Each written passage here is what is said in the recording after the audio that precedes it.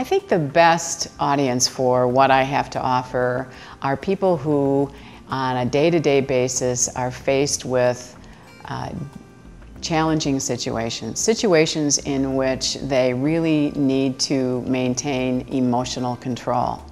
I think folks who are in control of their emotions, are able to not act automatically, are much more successful than those who let their emotions rule.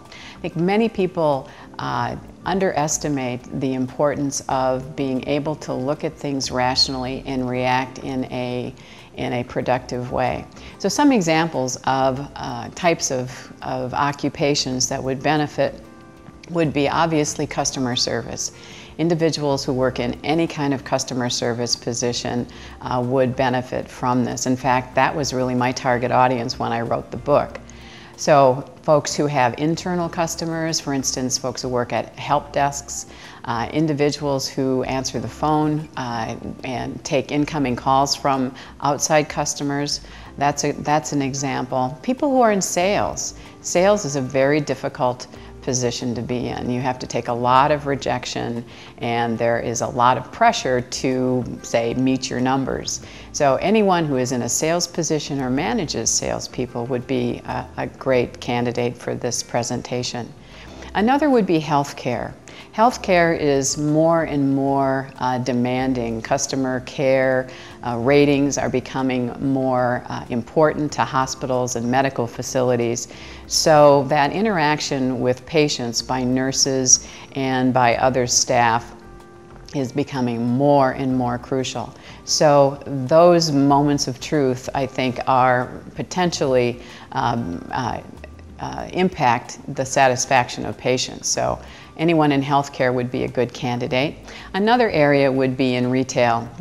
Retail folks are, there's fewer retail clerks, you probably noticed, in department stores, and there's a lot more for them to do, and they're on the ground every day working with customers. So that's another potential group that could be well served by the message. Another would be educators. Educators have to do more with less, and in fact, I have one client who purchased the book because there were going to be many layoffs in their school district. So they used the book with the teachers and the staff in the office so that they could interact more positively and try to get through this difficult period without as much damage as probably could have happened. So educators, customer service, retail, healthcare, salespeople, anyone who has a challenging job that it has a fair amount of stress on the job would be a great candidate, because I think what they'll learn is that much of what happens to them is beyond their control, but what they can control is their reaction. And I think folks need to understand that their ability to do that impacts all areas of their lives, not just their work life, obviously, but in their personal lives.